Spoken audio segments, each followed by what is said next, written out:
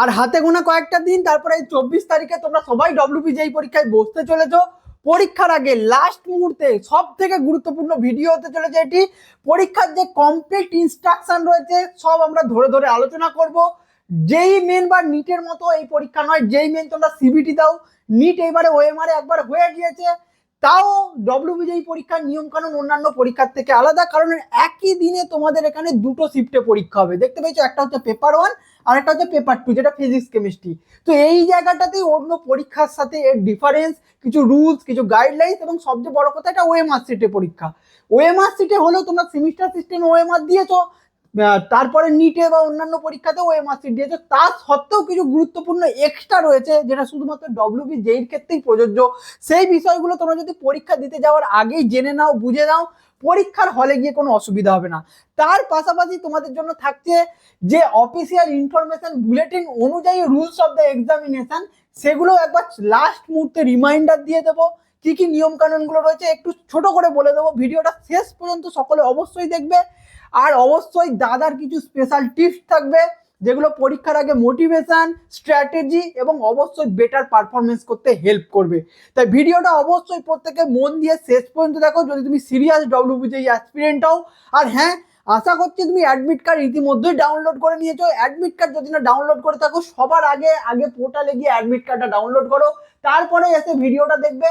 Admit কার্ডে এই ইনস্ট্রাকশনগুলো রয়েছে, তাই ইনস্ট্রাকশনগুলো দেখে দেখে বুঝে নিলে তো একদম সব থেকে ভালো হয়। সবার আগে পোর্টালে যাবে, এখানে এই যে ক্যান্ডিডেট অ্যাক্টিভিটি ড্যাশবোর্ডে যাবে, এখানে গিয়ে ডাউনলোড অ্যাডমিট কার্ড যাবে, সেটা দিয়ে লগ ইন করে অ্যাডমিট কার্ড ডাউনলোড করে 2 কপি প্রিন্ট আউট করবে। 1 কপি বাড়িতে রেখে যাবে, 1 কপি এক্সাম দিতে নিয়ে যাবে। মোবাইলে সব কপি থাকছে মানছি, তাও ধরো ডিলিট হয়ে গেল, তাই 1 কপি বাড়িতে এক্সট্রা জেরক্স করে রেখে যাবে, কাজে লাগবে। অ্যাডমিট পাওয়ার পরে সবার কাজ হবে তোমার অ্যাডমিটের সিগনেচার, ছবি এবং নামের স্পেলিংটা একবার চেক করে নেবে।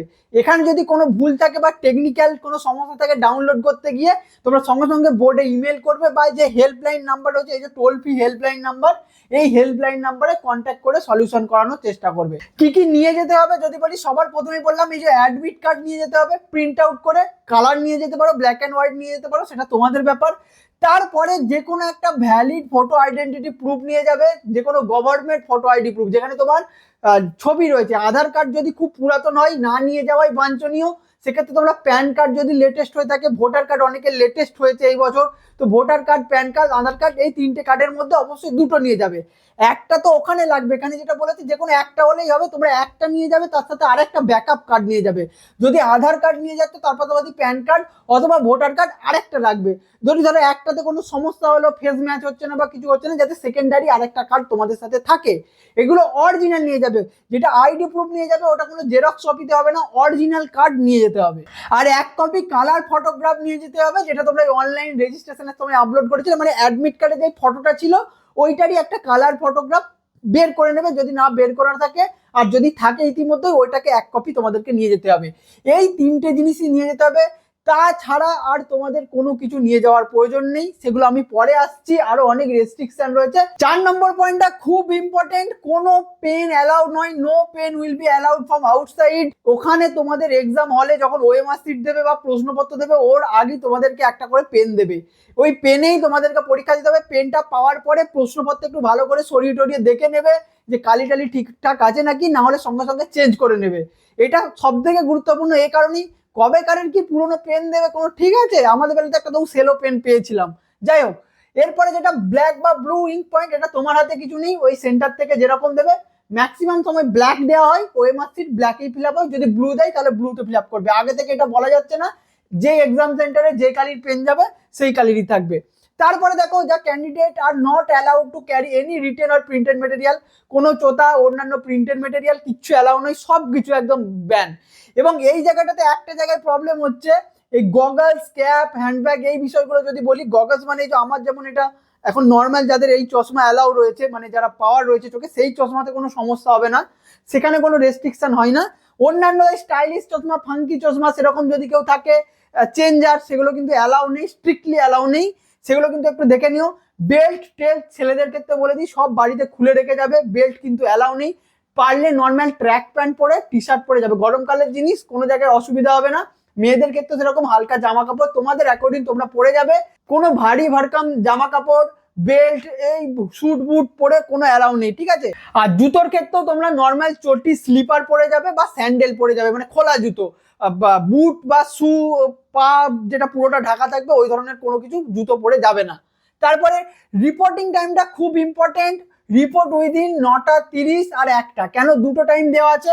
11টা থেকে 1টা ফার্স্ট হাফে যে ম্যাথের পরীক্ষা রয়েছে ওটার জন্য তোমাদেরকে 9:30 রিপোর্টিং করতে হবে, মানে 9:30টার আগে তোমরা যেন ওই সেন্টার যেখানে পড়েছে সেখানে গিয়ে পৌঁছে যাও। পারলে এই 9টা, এই টাইমটাকে 9টা টার্গেট রাখো।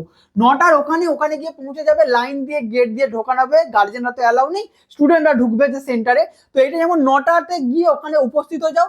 এরই আরেকটা যে সেকেন্ড হাফ রয়েছে ওটারও একটা রিপোর্টিং টাইম এখানে মেনশন করেছে, যদিও ওটা আলাদা করে রিপোর্টিং হয় না, কারণ এই নয় যে ওই 1 ঘন্টার যে ব্রেক রয়েছে বা ছোট ব্রেকটা রয়েছে তোমাকে আবার বাইরে বেরোতে দেবে, বাইরে বেরোতে দেয় না সাধারণত। প্রত্যেক কলেজ বা ওই সেন্টারের ওখানে ক্যান্টিন কিছু থাকে, যদি টিফিন করার থাকে ওখানে করতে পারো, আদারওয়াইজ বেরোতে দেয় না। এই রিপোর্টিং টাইম যেটা 1টা বলা হয়েছে, ওই 1টার মধ্যে আবার ওই এক্সাম যে হল রয়েছে ওখানে কিন্তু পৌঁছে যেতে হবে। এটা কিন্তু খুব মাথায় রাখবে, টাইম ওয়েস্ট করার কিন্তু টাইম নেই।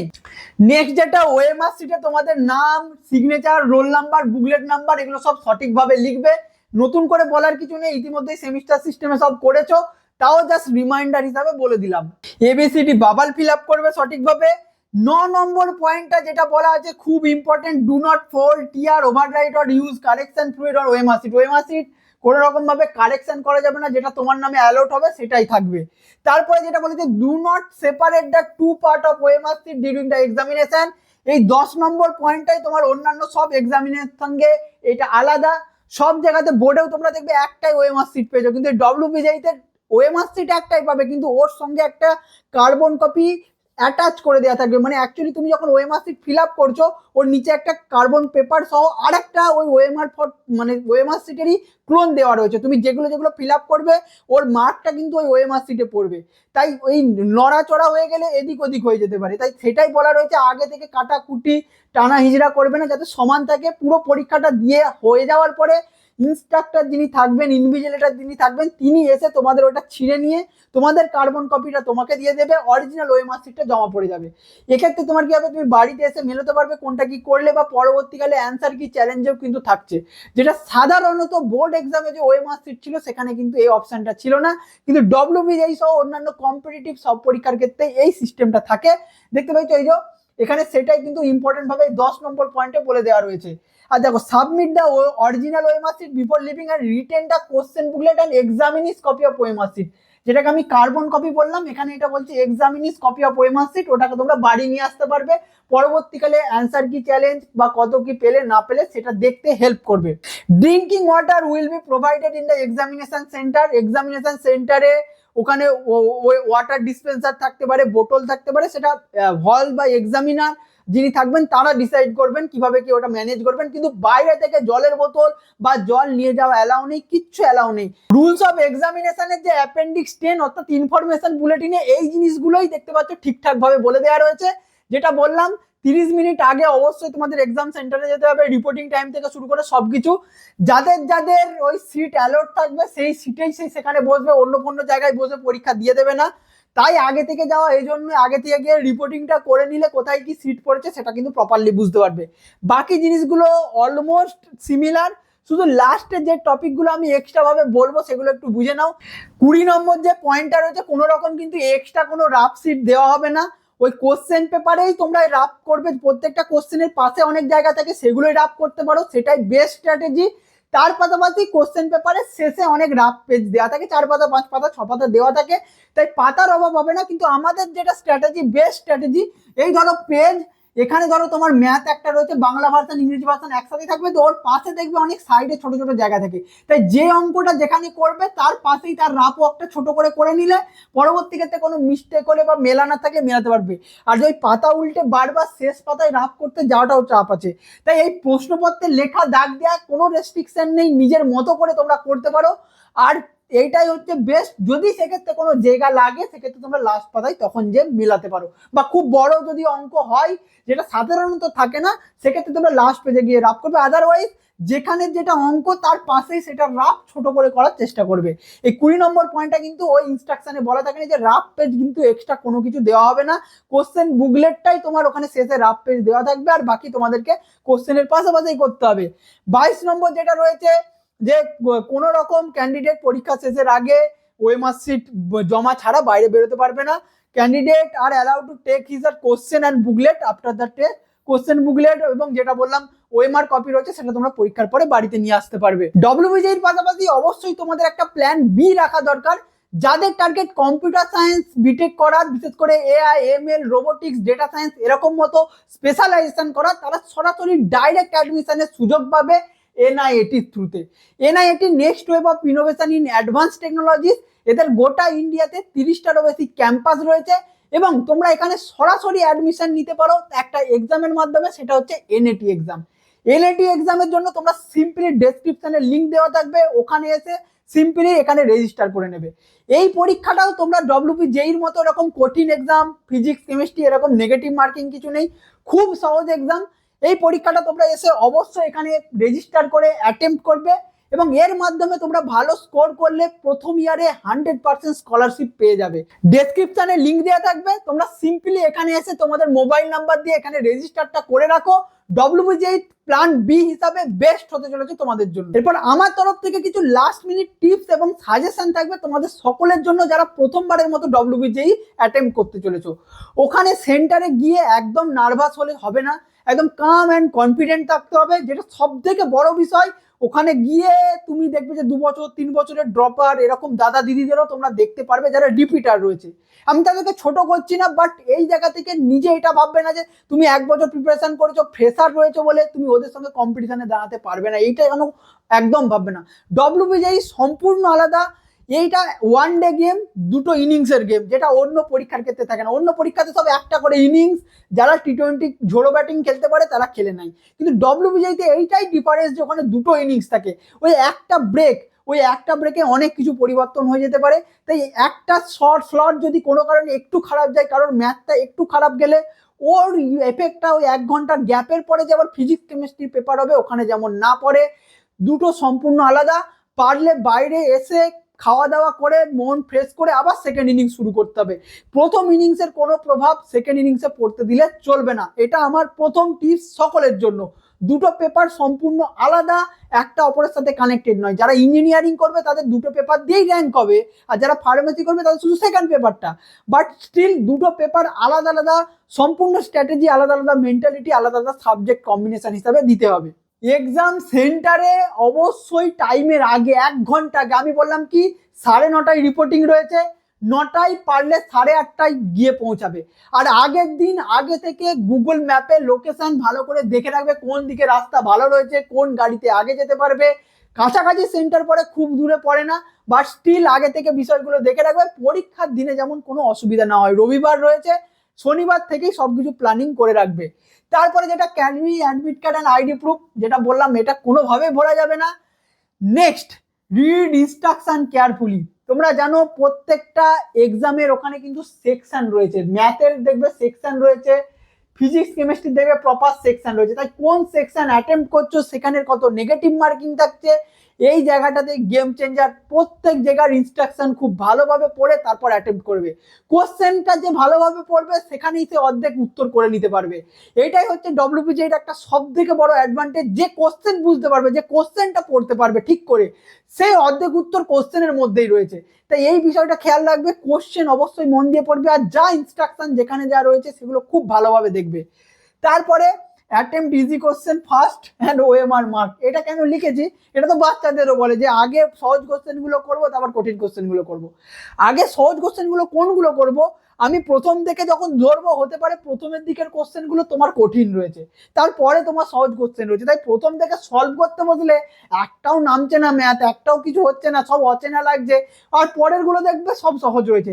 তাই সবার প্রথমে কোশ্চেন পেপারটাকে আগে গো থ্রু করবে, পুরো কোশ্চেন পেপারটাকে উল্টে নেবে, যেগুলো যেগুলো চেনা লাগবে। কারণ ধরো ম্যাট্রিক্স খুব ভালো করা রয়েছে, ইন্টিগ্রেশন ডেরিভেশন ভালো করা রয়েছে, ত্রিগোণমিতি ভালো করা রয়েছে, যার কোনো না কোনো একটা স্ট্রং পয়েন্ট রয়েছে, যে অঙ্কগুলো চেনা লাগবে সেগুলো আগে ধরবে।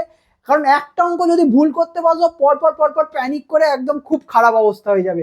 অঙ্কর পেপারের ক্ষেত্রে খুব সিরিয়াস ভাবে কিন্তু অবশ্যই প্রথমের দিকে আগে ইজি কোশ্চেন খুলে অ্যাটেম্প করার চেষ্টা করবে।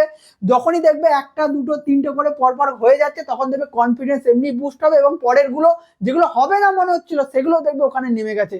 তাই অবশ্যই শুরুটা করবে ইজি কোশ্চেন দিয়ে। তোমাকে 1 নম্বরের অঙ্কটাই যে প্রথমে করতে হবে সেটার কিন্তু কোনো মানে নেই। তুমি তোমার যেটা সব থেকে চেনা অঙ্ক লাগবে, যেটা পারবে মনে হবে, সবার প্রথমে ওখান থেকে শুরু করবে। এবং অঙ্ক কষার পরে কোশ্চেনে ডাক দেবে, এবং 100% কনফার্ম হলেই তারপরে ওএমআর তুলবে। যেগুলো 100% কনফার্ম হয়ে যাবে, ফিজিক্স কেমিস্ট্রি ম্যাথ যাই হোক, যেটা তুমি কনফার্ম, সেটা সঙ্গে সঙ্গে ওএমআর সিটে তুলবে। এটা করবে না যে এখন কোশ্চেনে দাগিয়ে নিচ্ছি, শেষের সময় মতো ওএমআর গোল করে দেবো, এটা কিন্তু করবে না। ওএমআর গোল যেগুলো কনফার্ম 100% সঙ্গে সঙ্গে ওএমআর গোল করে দেবে। আর যেগুলো 50-50 চান্স, সেগুলো কোশ্চেনে 50 বা এরকম কোনো একটা নিজের মার্ক সাইন দেখে রাখবে। আমি সাধারণত ডবল টিক দিই বা রাউন্ড গোল দিই, এগুলো তোমাদের বোঝার জন্য এটা কোশ্চেন পেপারে দিয়ে রাখবে যে কোশ্চেনটার উত্তর তুমি জানো বা 50% চান্স, তাই ওইগুলো তুমি ওএমআর সিটে তো তুলতে পারবে। লাস্ট মুহূর্তে যদি না হলে কোনো একটা তোমাকে দাগিয়ে আসতেই হবে, কোনো একটা দাগিয়ে আসতে হবে। মানে যেগুলো 50-50 চান্স, সেগুলো কিন্তু চান্স অবশ্যই নেবে। তা বলে একদম ব্লাইন্ড চান্স নিও না। কেন বলছি? Avoid guess work. যেগুলো কিচ্ছু জানো না, কোনো রকম গেস করার কোনো মানে হয় না, নেগেটিভ খেয়ে যাবে। এটা বোর্ড এক্সাম নয় যে বলবো ভাই 35টা বা 40টা সবগুলো অ্যাটেম্প করে দিয়ে চলে আসো, এটা করতে গেলেই গন্ডগোল হবে।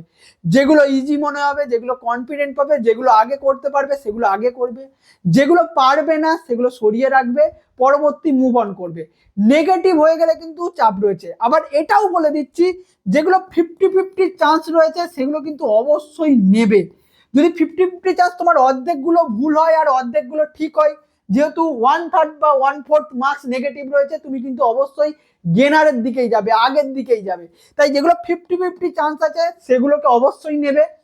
আর যেগুলো একদমই জানো না, সেগুলো গ্রেস ওয়ার্ক করে বা আন্দাজে দাগ দেওয়ার কোনো মানে নেই। টাইমটা স্মার্টলি ম্যানেজ করতে হবে। সবার প্রথমে শুরু থেকে ধরবে, সহজ থেকে ধরবে। 1 নম্বরেরটা আগে করতে হবে, 10 নম্বরেরটা পরে করতে হবে, এরকম কোনো মানে নেই। তোমার যেখান থেকে খুশি শুরু করতে পারো। তুমি পারলে কোশ্চেন পেপারের শেষ থেকে শুরু করতে পারো। তোমার কোশ্চেন সেট তোমার পাশের কোশ্চেন সেট তো সেম হবে না। দেখলে যে পাশের বন্ধু বিরাট কনফিডেন্সের সঙ্গে ঝ্যাট ঝ্যাট নামিয়ে যাচ্ছে, আর তুমি করাও পাচ্ছ না, সেই চিন্তা হবে। এরকমটা কিন্তু নয়, তোমার হয়তো প্রথমের দিকের গুলো কঠিন দিয়ে দিয়েছে আর ওর প্রথমের দিকের গুলো সহজ এসেছে। তো এরকম কোশ্চেন সেটের সাথে ডিফারেন্স এরকম হতে পারে। তাই তোমার চেনা অঙ্ক থেকে শুরু করাটাই স্মার্ট স্ট্র্যাটেজি, এবং টাইম ম্যানেজমেন্টটা খুব সুন্দরভাবে করতে হবে। ওয়াচ টোয়াচ তো অ্যালাউ নেই। ইনভিজিলেটারদের কাছ থেকেও টাইম যদি কোনো কোনো সমস্যা হয় যে স্যার আর কম মিনিট রয়েছে বা এটা কেমন রয়েছে, ওনারা কিন্তু বলে দেবে, চিন্তা করার কারণ নেই। Don't panic during exam. একটা কোশ্চেন পাচ্ছ না, দুটো কোশ্চেন পাচ্ছ না, চারটে কোশ্চেন পাচ্ছ না, প্যানিক করলে চলবে না। Next question, next question, next question try করতে থাকবে। যখনই দেখছো একদমই আর পাচ্ছ না, 4-5টা পর পর পাচ্ছ না, ওই পেজটাকে ছেড়ে দিয়ে আবার একটা ফ্রেশ পেজ থেকে স্টার্ট করবে। ওই পেজের হয়তো ওই জায়গাগুলো দিয়ে সব কঠিন অঙ্কগুলো ঢুকে গেছে, পরে আবার যখন একটা দুটো অঙ্ক দেখবে নেমে গেছে, তখন এসে এই কঠিন অঙ্কগুলো দেখবে আবার নেমে যাবে। স্টে হাইড্রেটেড অ্যান্ড ফ্রেশ, যেটা বললাম, ওই মাঝে যেটা ব্রেক পাবে, এটা কেন আমি বারবার বলছি তোমরা বুঝতে পারবে। গরমকালের দিন ভাই, এখন যে চড়া গরমটা না, সেদিনের ওয়েদার কি হবে বলা যাচ্ছে না। বাট এই গরমে যেহেতু জল অ্যালাউ নেই, কিন্তু ওখানে জল তো দেওয়া হবে, জল একটু একটু করে সিপ করবে। খুব বেশি জল খাবে না, তাহলে আবার ওয়াশরুম ছুটতে হবে। তো ওই ওয়াশরুম ছুটবে না ছুটবে, এরকম ওয়াশরুম কিন্তু অ্যালাউ থাকে না, জেনারেলি অ্যালাউ করে না। খুব সিরিয়াস কেস ছাড়া, এটা ইনভিজিলেটারের এবং সেন্টারের উপর নির্ভর করছে। কোথাও বাথরুম ছাড়া বা বাইরে যাওয়ার বিষয়ে কিন্তু কোথাও ইনস্ট্রাকশনে বলা নেই। তবে একটাতে পরীক্ষা শেষ, এখান থেকে 10 মিনিট ধরো ওএমআর টোএমআর জমা নেবে, আবার এখানে দুটো থেকে শেষ। মানে তোমার এই মাঝের ওই 30 থেকে হার্ডলি 40 মিনিট তুমি সময় পাবে। জলটা ঠিকঠাক করে খাবে। জল তুমি যদি ঠিকঠাক করে খাও, ব্রেন দেখবে ভালো ফাংশন করছে। নিজের মধ্যে বিশ্বাস রাখবে, ভাই হয়ে যাবে। একটা সরকারি কলেজ তুমি পাবে, কেন চাপ নিচ্ছ?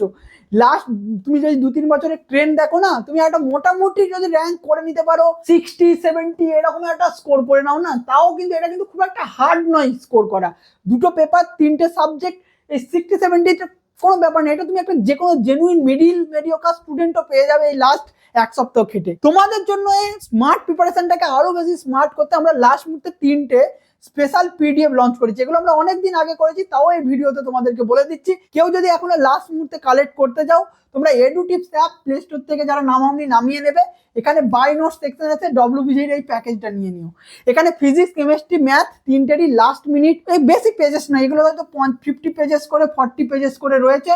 তার মধ্যে 11-12 এর complete syllabus with solution, memory tricks, suggestions বলতে পারো লাস্ট মিনিট, সেগুলো রয়েছে। মোটামুটি PYQ বেস্ট। আর যারা ল্যাপটপ বা ডেস্কটপে নেবে তারা store.edutips.in ভিজিট করে সিম্পলি ডব্লিউবিজেই সেকশন, ওখানেও বাই নোট সেকশন রয়েছে, নিচের দিকে চলে আসবে, ডব্লিউবিজেই সেকশন থেকে নিয়ে নিতে পারবে।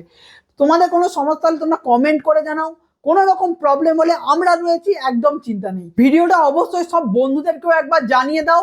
আর কোনো সমস্যা হলে প্রথম থেকে আর একবার দেখে নিও, ইনস্ট্রাকশন গুলো আমি সবই সুন্দর করে বুঝিয়ে বলে দিয়েছি।